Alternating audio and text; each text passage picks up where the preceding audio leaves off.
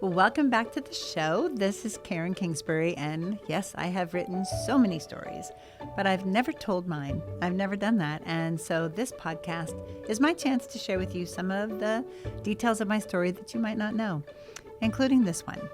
Now, today on episode 6, how would you like a brother from Haiti? Yes. Right? Mm-hmm. I have a special guest with me back again, and that's my amazing husband of 35 years, the love of my life, Donald Russell. Yay. I'm so glad to be back for episode 6. Yeah, I know I had Missy and Scott last week, and They were they great. said to say hi, by the way. They're amazing, good friends of ours. Last week we talked about the Baxters and how they came to be, and boy, the Reeves had some, Scott is so Yes. funny. He's hilarious. So we had some very funny moments there. But, the Baxters in 2001 kind of coincided with some other massive event in our lives, and that was the decision to adopt. Wow, what a journey that was, right? That was, almost out of the blue, it seemed like. Yeah, like only Just God could have, in a way we talk about things in life where you couldn't stop it if you wanted Right. to. That's And what I was it just going to say. Yes, because I got that and that from was you. definitely one of those things where, wait, adopt, you just kind of mention it, and then the Holy Spirit goes, okay. Yeah. And then just, Yeah, and it sort of happened, we didn't realize, we never talked about adoption. It wasn't something we carried around. Like some people go through high school going, one day I'm going to get married and I'm going to adopt kids. Right. That wasn't our story. But, we talked about Austin at an earlier episode about Austin's heart surgery and the idea that you never know when the last are going to happen. But with him, he survived that heart surgery, and we have the blessing of him in our life now, and he's healthy and doing well. But at the time, we knew that he would need a lot of medical care. And the doctor actually said that if you have other kids, they're going to have this kind of a heart problem or even maybe something worse. And you and I talked about it. We had a 5-year gap between Tyler and us. We had Kelsey, and then 3 years later, Tyler. And then we had Austin 5 years after that. And his story was crazy because we thought it was going to be a girl, and then he was a boy born with a defective heart, congenital heart defect. So we were looking at our family composition, and God had blessed us so much financially with the Baxters.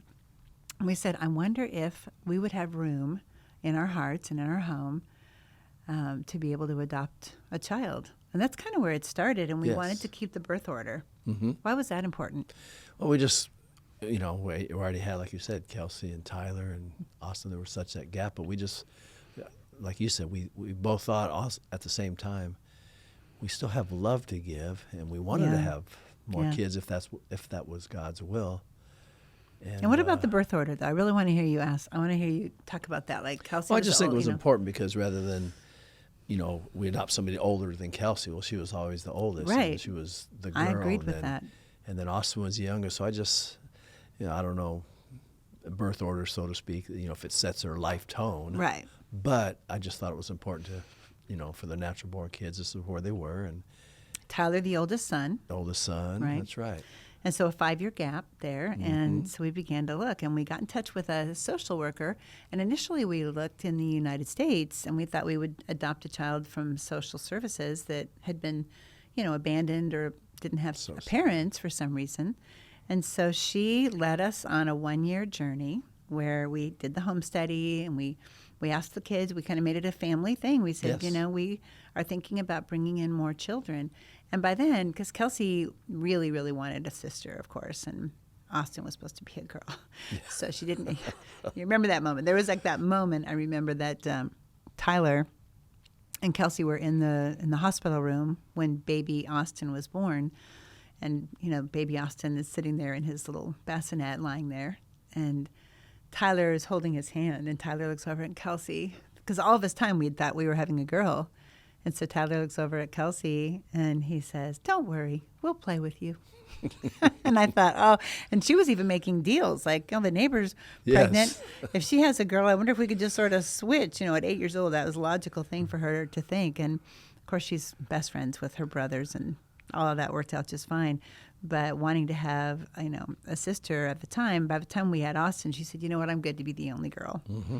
And she and I took our mother-daughter dates and had so many best days ever that she knew at 8 years old, like, I want to be the only girl. I'm good. Like, yes, let's She was adopt. the princess. She was the princess, and it was Yes. perfect. So, that was sort of her sense was, let's adopt more brothers. Brothers are a lot of fun. And of course, the boys were all for that. So this sweet social worker takes us on this journey, and we do the home study, and she's introducing us to this case or this case. And it seemed like whenever there was a child available for adoption between the ages of like 2 and 7, in that gap, that either they would be immediately adopted because there'd be someone who was struggling with fertility and could adopt that child, or else, sadly, they were so damaged Right. And by I just remember the system. Yeah. the stab of the heart, just thinking, wow, we got to really pray for those kids because the things Yeah. that they've had to see. And Well, that's it. Our system is pretty broken, and I know there's a lot of people who devote their lives to it and are trying, but it seems to favor the parent. Yes. And even when the parent is badly broken, terribly addicted to drugs, babies, addicted to drugs and born that way, and yet the parents keep having more rights, and the kids grow up. They're growing up like a suitcase, sitting, waiting for somebody to figure out what to do with them. right. So that's a hard thing.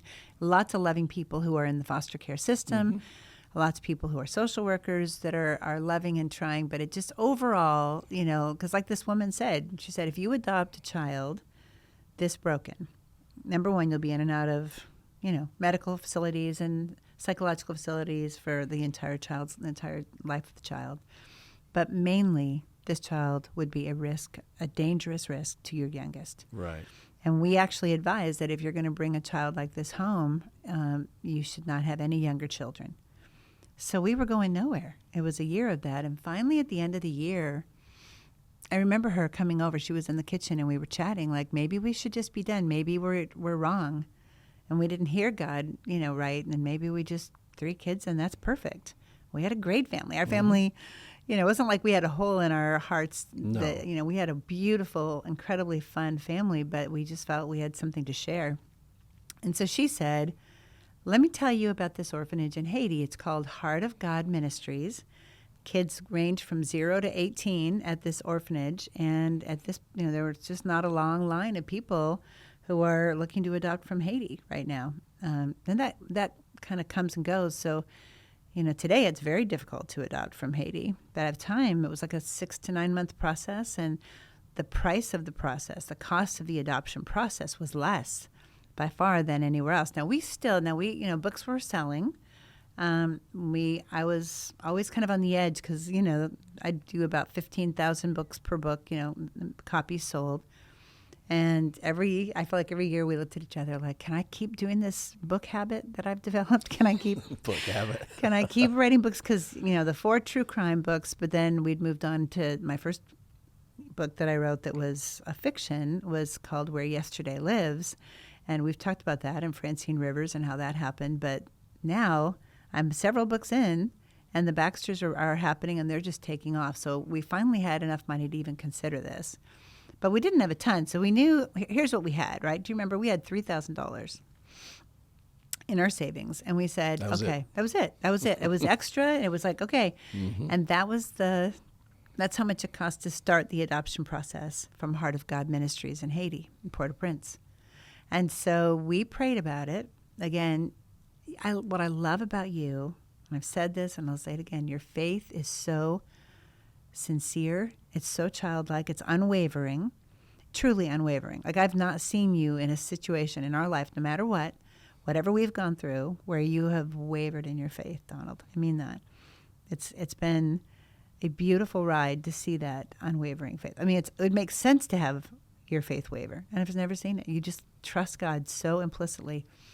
So you and I prayed, and you said, I remember you said, Lord, you can have this $3,000. Let it go to some beautiful child in Haiti that family who's going to come to adopt them needs some help financially. So let it just go to the orphanage in general. Let it feed those kids. Let it give them heat and electricity, whatever they need. But Lord, if you want us to adopt, then you're going to need to provide the money because we just don't have it. Mm-hmm. So the Baxters were releasing it about this time, but it took about 2 books I feel like Redemption was the first one. And then, of course, Remember was book 2. And I was at a book conference, and you didn't get to go to that one. Kelsey was with me, and I was writing for Tyndale at that point. And we had a big booth. It was when the International Christian Retail Show was a big deal. 10,000 bookstores that were all over the country. And it's so sad that we've lost that. It's heartbreaking still. But back then, in the heyday of Christian bookstores, this big conference would happen. And every, hour on the hour, pretty much an author would be at those different booths signing their new book. And it would be in advance of it releasing. And the the retailers would come, and they would line the booth. They would circle the booth as they were waiting for that author. So I was at the booth. My book signing was about to happen. And I remember Francine Rivers had her book signing before me. And so she had already been there. And I can remember people running around. They were dashing about the booth. It was a massive booth. Took up a big spot on the conference floor. And they were saying, who's next? What is this line? It's going 2 times around this booth. It's huge. What is happening? There's 150 people in line. And I thought, oh my goodness, the Lord is showing me something here that I'd never seen before. The bookstore owners, the retailers, were in love with the Baxters. And that had to happen before the readers could be, because only the retailers could put them on the shelves. So book 1 had happened. They had read it. Now this was book 2. And all those retailers, all those, people who were either selling books or owning bookstores, they were in line because they wanted book 2 of the Baxters. And just like a waterfall. And this all happened at the same time, because I think we had, 90 days before that we had to complete the adoption process financially. So your prayer was Lord, take the money or provide the money. That's the only way we can move forward here. And then the Baxters just took off. It was after that moment at that ICRS show, it was like a waterfall. And books were flying off the shelf, and suddenly adopting a child would be no problem. And I can remember, this day where you and I went on their website, on the Heart of God Ministries website. And because now it was real. We're going to be able to afford to do this, so let's look at the children that are at this actual orphanage. And there was this little boy with sad eyes. Do you remember? Yes. He was so precious, and he was just darling. And his name was Emmanuel Jean. Emmanuel Jean. So Emmanuel, God is with us. Mm-hmm. Emmanuel Jean. And both of us had this connection to him. It was late at night. We were looking into his face. And we thought, Lord, is this our son? What was your feeling? Well, I just remember, like you said, his eyes, seeing his eyes, and just thinking, gosh, there's something about him. And it felt right. I can't describe it anything other than that. After praying about it and talking about it, and remember we had the picture, we would look at it, yeah, and put it away, and then look at it again. We printed it. So we printed Yes. this picture, and then we took it to the kids. Showed the kids. Yeah, we said, okay, so what would you think? How would you like a brother from Haiti? This little boy doesn't have any parents, and his parents, in fact, had died of a sickness before he was 1. Mm-hmm. And he had been raised by his grandmother, and his grandmother was sick and dying, and she had a dream that a family from the United States was going to come and adopt Emmanuel. And so she took him to the orphanage, and she dropped him off there and said goodbye to him in a heartbreaking moment for him, I'm sure. And then he was there with that memory of his grandmother's dream. And so, meanwhile, we didn't know that, how God works in all things, how he's weaving a story together. So we printed the picture, put it on the back of the chair, as if he were sitting at the table. And what do you think? How would you like a brother from Haiti? And do you remember, so much joy on our biological kids, just jumping around and being so, yes, yes, yes. Tyler especially, Austin was so little. I can hear him still, brother, he just wanted more boys in the family or more kids. He loved it. But Tyler, I feel like he had tears in his eyes, and yes.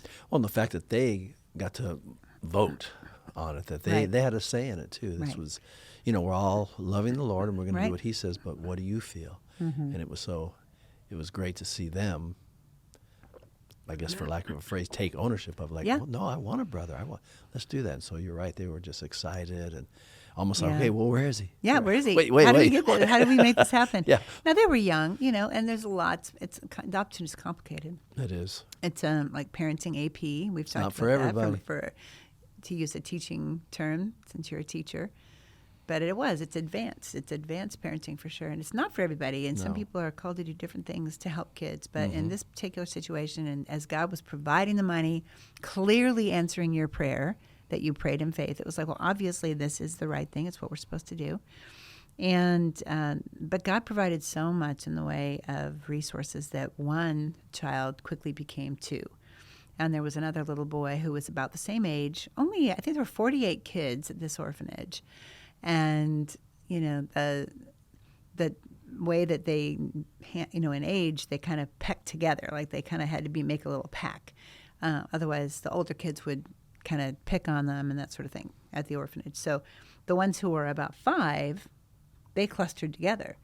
And this next little boy, Angelo Pierre, he was a friend, became a friend quickly of EJ just for survival. I was going to say, so they could keep their food without That's right, getting their food exactly. taken from someone. And so one became 2 very quickly. So then so what had that have been? April, I guess April of 2001, I went to Haiti. You stayed back with our kids, and I went to Haiti for a couple weeks to bring home. We gave Sean, Angelo Pierre, they called him Je, we called him Sean.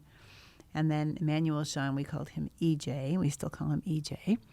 And so EJ and Sean were coming home. So we brought them home, and it was just crazy. They didn't even know how to say yes in English. Like every single word was Creole. And we knew a little Creole just in anticipation of bringing them home. And we were so excited. But wow, was it a journey in the beginning. We prayed God would meet us. Remember, we had to sit up like one Haitian child, one American child. Like around the table, we had to do that just so the boys could learn English. Otherwise, they would just sort of stay together and talk Creole, and they weren't learning anything. Do you remember the ordeal of them getting shots? Oh, yes. Wow. They had to get vaccinations when they first came home, and so, yeah. Do you remember that? Well, I remember you telling me Yeah. about being so Austin. You got him in the car, and Austin knew, because he spoke English, that they were going to go get shots, and they didn't know. So Austin's kind of crying, kind of sad, and they were like looking at him like, "What's wrong?" and trying to cheer him up. Yeah. In fact, Austin's getting sadder. He's like 3 now. He's sadder and sadder and sadder as we're getting closer to the doctor, and they're just like, oh, they knew his name. I don't think they knew any other words in English at that point. Austin. I think we had 6 days to get those vaccinations. So it was one of the first outings.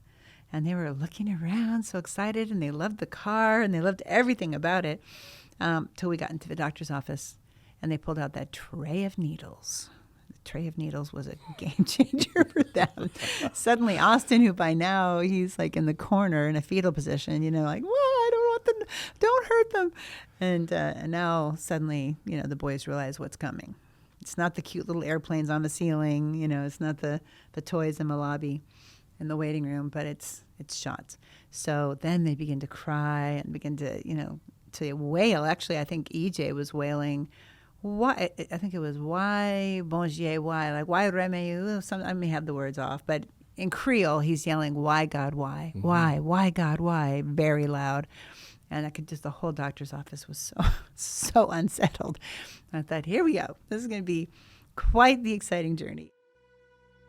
Hey guys, this is Ryan Grove from Lifeway Films, and I just wanted to let you know I recently had the opportunity to see Someone Like You, which is a movie by Kingsbury, and I tell you what, I loved it.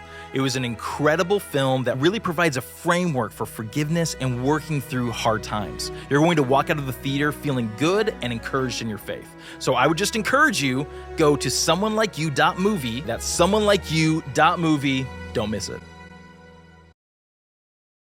What do you remember about those early days? Like, what things did the boys, what did they love? Or what took them by surprise? Well, I just remember, like, they would flip a switch. Yeah. Something we do every single day. You flip a switch and the light's on.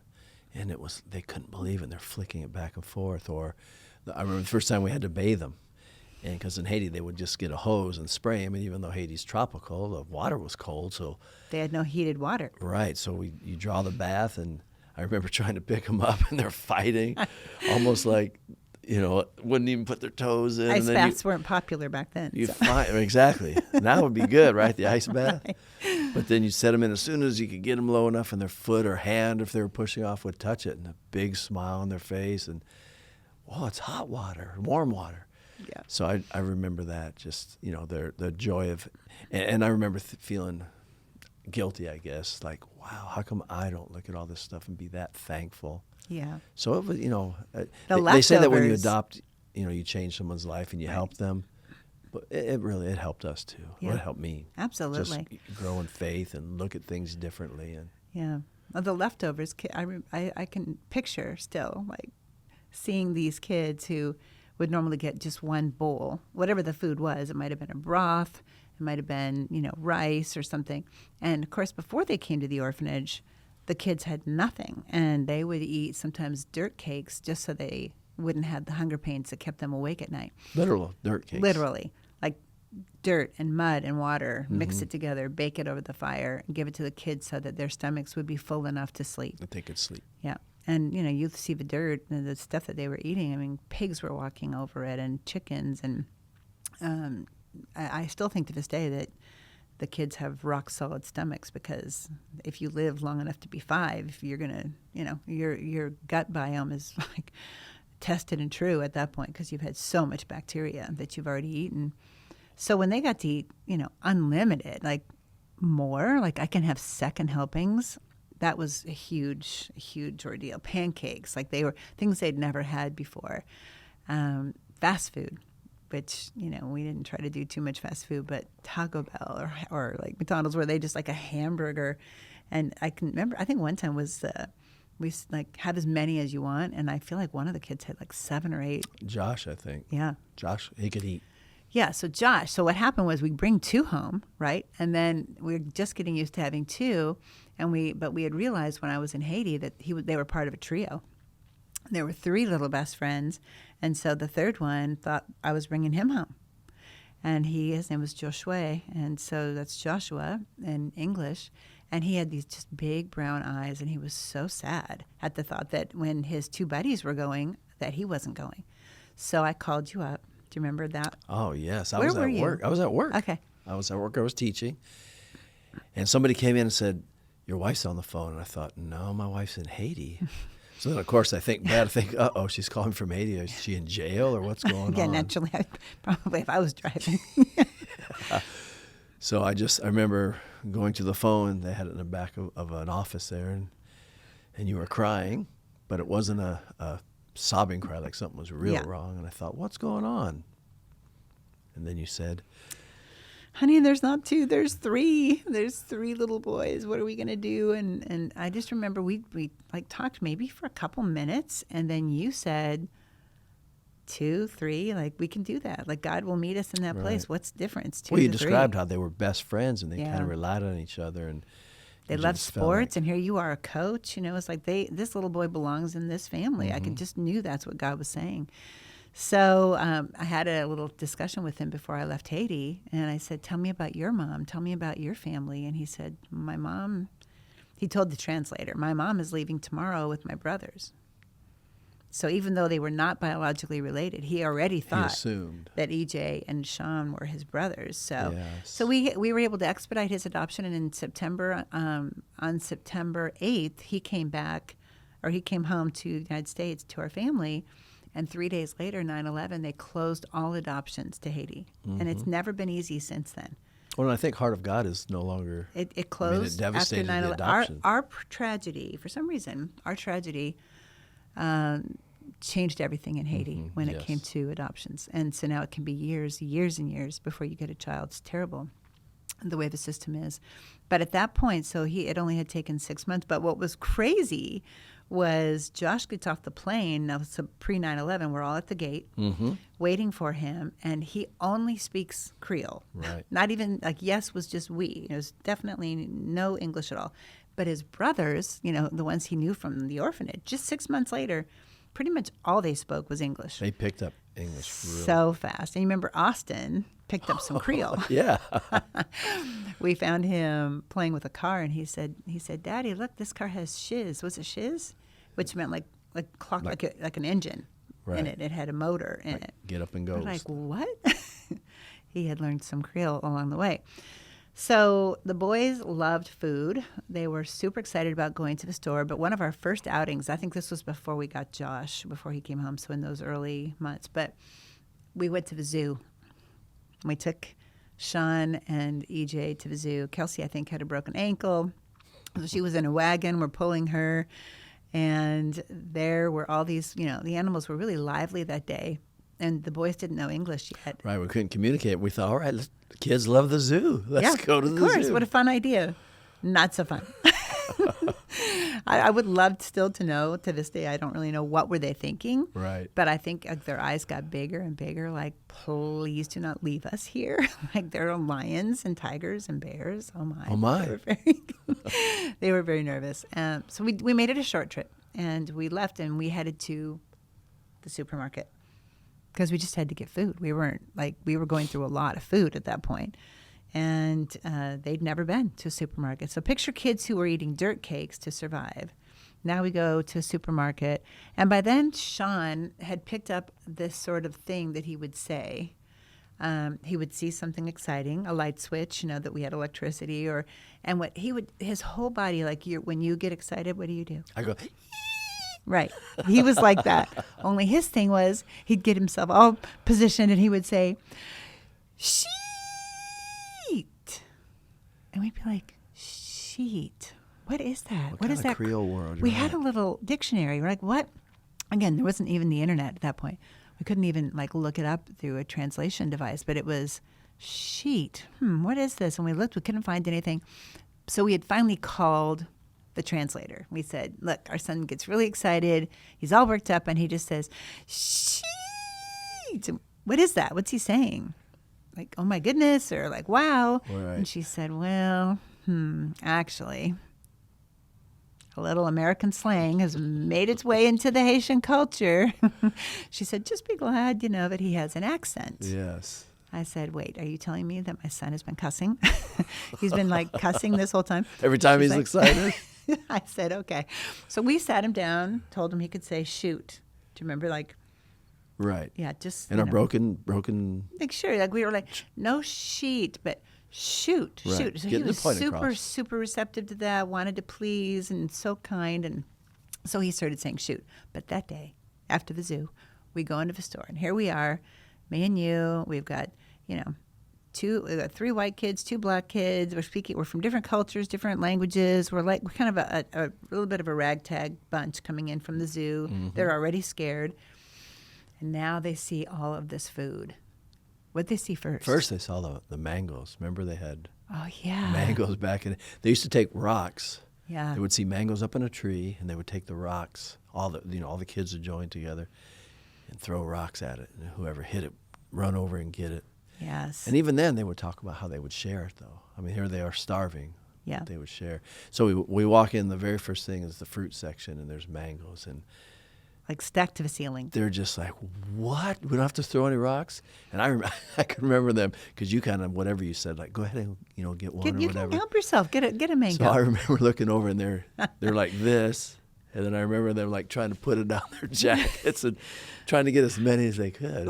We found the mother lode. Yes. Here it is. Look at all these time. Mangoes. Oh my goodness. So they put the cart. We had 10 mangoes. It was okay, incredible. We can do that. We can bring home 10 mangoes. So we got the mangoes.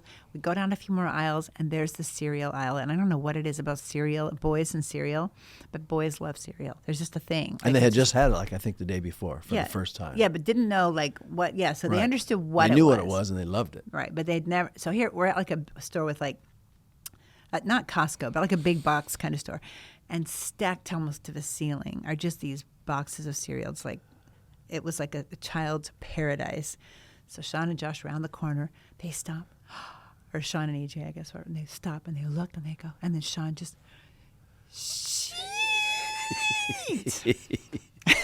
super loud. Super loud. Shoppers all over. We're like, okay. And so then Austin, who's 3, he's in the cart, but he knows what he knows what's happening. He knows what the word is. Somehow he figured out what he would, and not that he would know the word, but he knew what not to say. So he said, Sean, don't say, and he said the word. He said, say shoot. But we heard him say it, and he's saying it without the accent. So people are giving us side glances. Do you remember? I remember that lady kind of. I thought for sure she was going to write our name. Right. It was too funny. Because, like you said, it's different colors.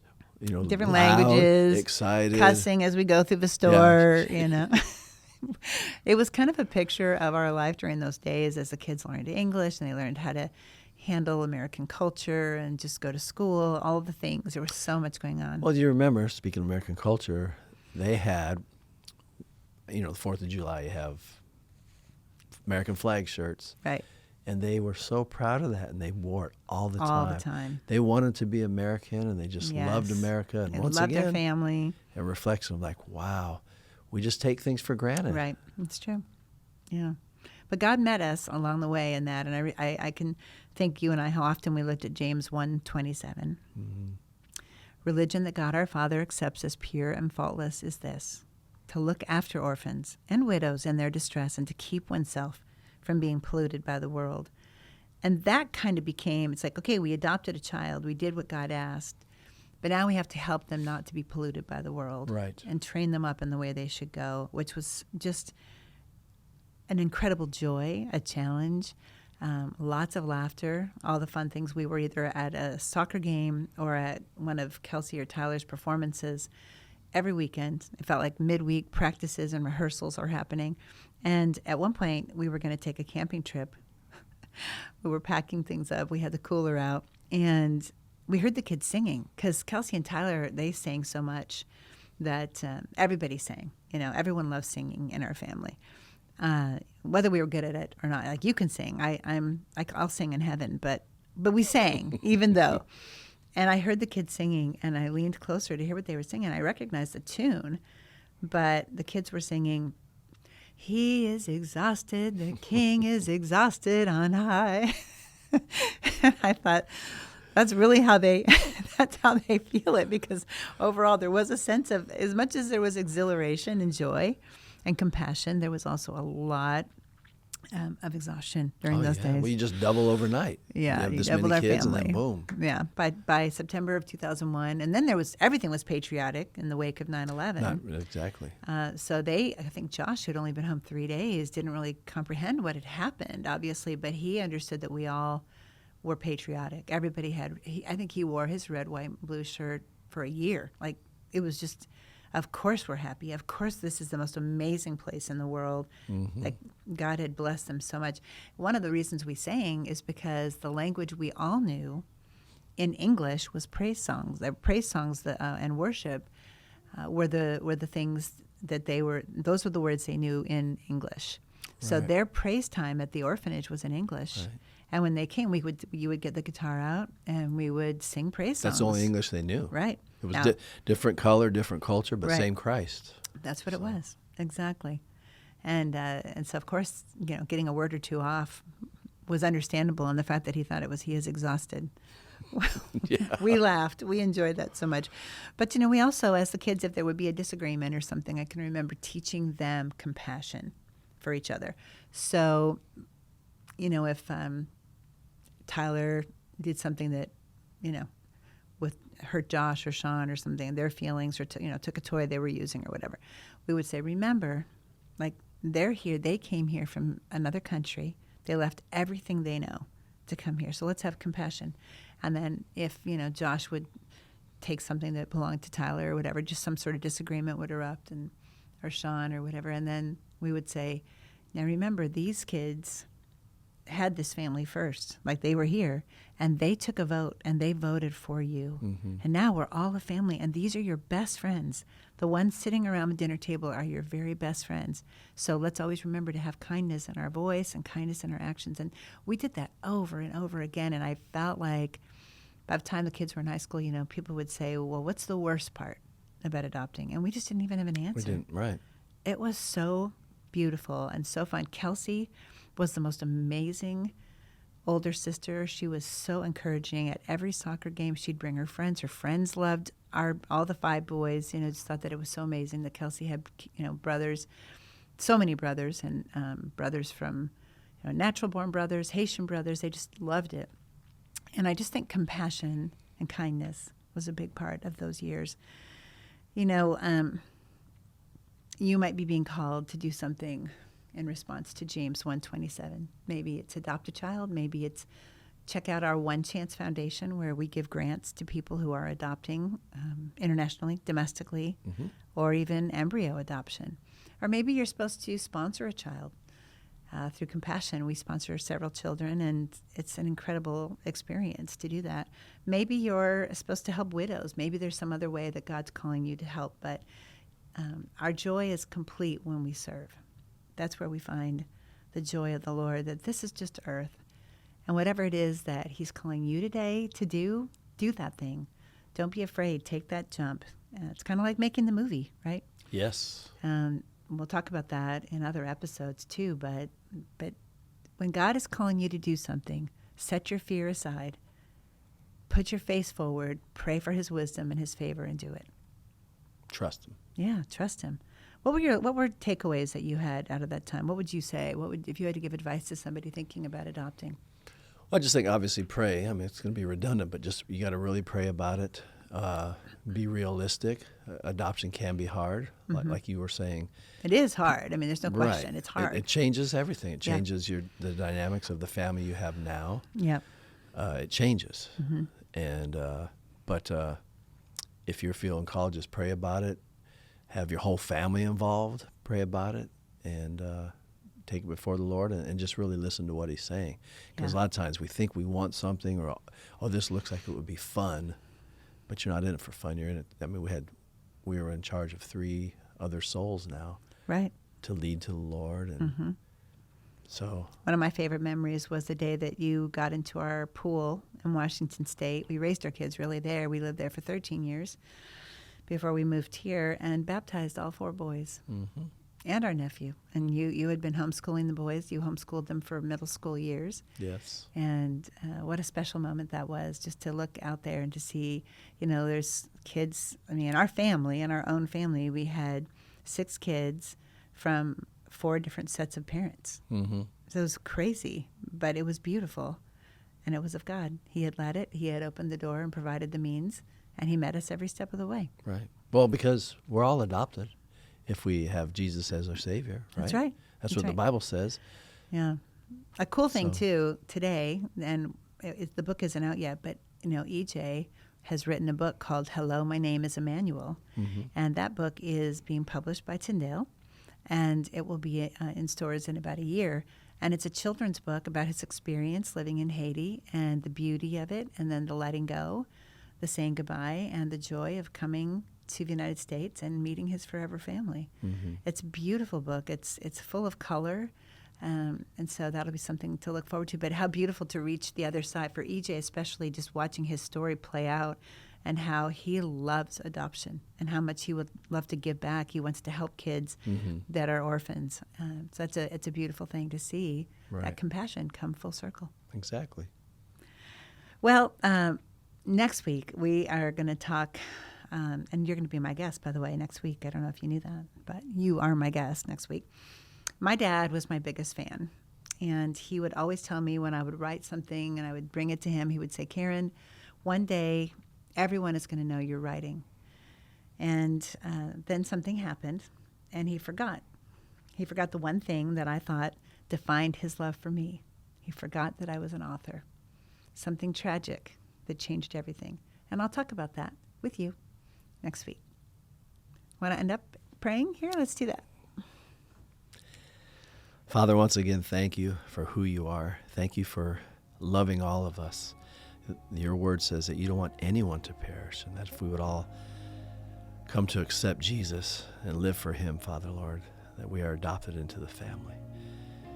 I thank you so much for the gifts we have, for the time we have, and may we use it to further your kingdom. It's in your powerful name that I pray. Thank you, Jesus. Amen. Amen.